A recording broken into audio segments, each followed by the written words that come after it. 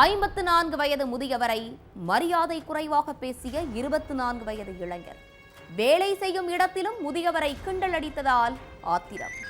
அக்கா மகனுடன் இளைஞரை கொலை செய்ய திட்டம் தீட்டிய முதியவர் இளைஞரை தனியாக அழைத்து சென்று கத்தியால் குத்தி கொடூரமாக கொலை செய்த இருவர்.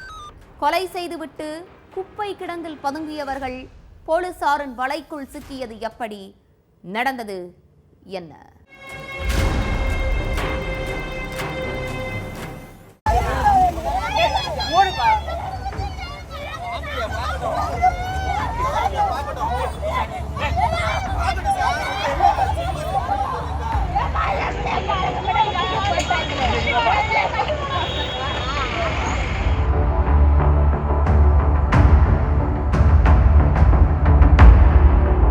ரோட்டோரத்துல உள்ள ஒரு முட்டு சந்துல 24 வயசு இளைஞர் வெட்டு காயங்களோடு உயிரிழந்து கிடந்திருக்காரு.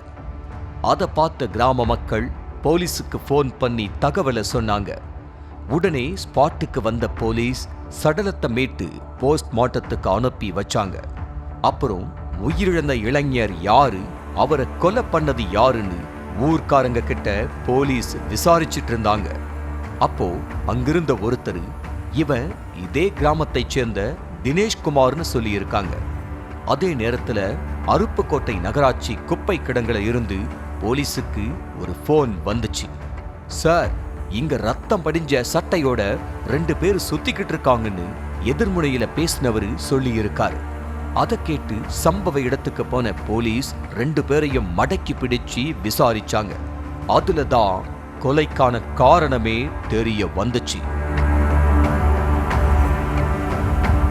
விருதுநகர் அருப்புக்கோட்டையில உள்ள முத்து நகரை சேர்ந்த சுரேஷ்குமாருக்கு 3 பசங்க இருக்காங்க. இதுல 2வது மகன் தினேஷ்குமார் பள்ளி படிப்பை சரியா முடிக்காததால பெயிண்ட் அடிக்கிற வேலைய செஞ்சிட்டு இருந்தாரு. தன்னை விட வயசுல மூத்தவங்களை பொது இடத்துல வச்சு கிண்டல் பண்றது, அவமரியாதையா பேசுறதையே தினேஷ்குமார் வழக்கமா வச்சிருந்திருக்காரு. அதனால அவங்க வீட்டுல உள்ள எல்லார்கிட்டையும் நெருங்கி பழகிற ஊர்க்காரங்க தினேஷ்குமார் கிட்ட மட்டும் பேச்சுவார்த்தை இல்லாம இருந்திருக்காங்க. அத தினேஷ்குமாரும் பெருசா கண்டுக்கல. தினேஷ்குமார் வேலைக்கு போகிற இடத்துல அதே ஊரை சேர்ந்த 54 வயசான தேவா, அவரோட அக்கா மகன் டேவிட்டும் வேலை பார்த்திருக்காங்க. வேலை செய்யற இடத்துலயும் தினேஷ்குமார் யாருக்கும் மரியாதை கொடுக்க மாட்டாருன்னு கூறப்படுது. தினேஷ்குமார், தேவா, டேவிட் அங்குள்ள ஒரு வீட்ல பெயிண்ட் அடிக்கிற வேலையை செஞ்சிட்டு இருந்தாங்க. அப்போ தன்னை விட 20 வயசு மூத்தவரான தேவாவை வயசு காரணம் காட்டி தினேஷ்குமார் கிண்டல் செஞ்சிருக்காரு. வயசான காலத்துல வீட்ல இரு, எதுக்கு வேலைக்கெல்லாம் வர்றன்னு எல்லாரும் முன்னாடியும் கிண்டல் அடிச்சிருக்காரு. அது மட்டும் இல்லாம பொது இடத்துல வச்சு தேவாவை ஒருமையில பேசுறதையே வழக்கமா வச்சிருந்திருக்காரு தினேஷ்குமார்.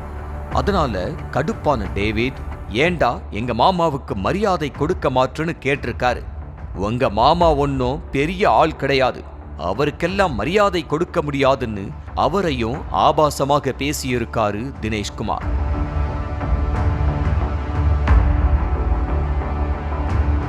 இதனால கோபமான டேவிட், ஒரு சின்ன பையன் இப்படி மரியாதை இல்லாம பேசுறான், அவனால ஊர்க்காரங்க கிட்ட நம்ம மரியாதையே போச்சுன்னு தேவா கிட்ட சொல்லி புலம்பி இருக்காரு.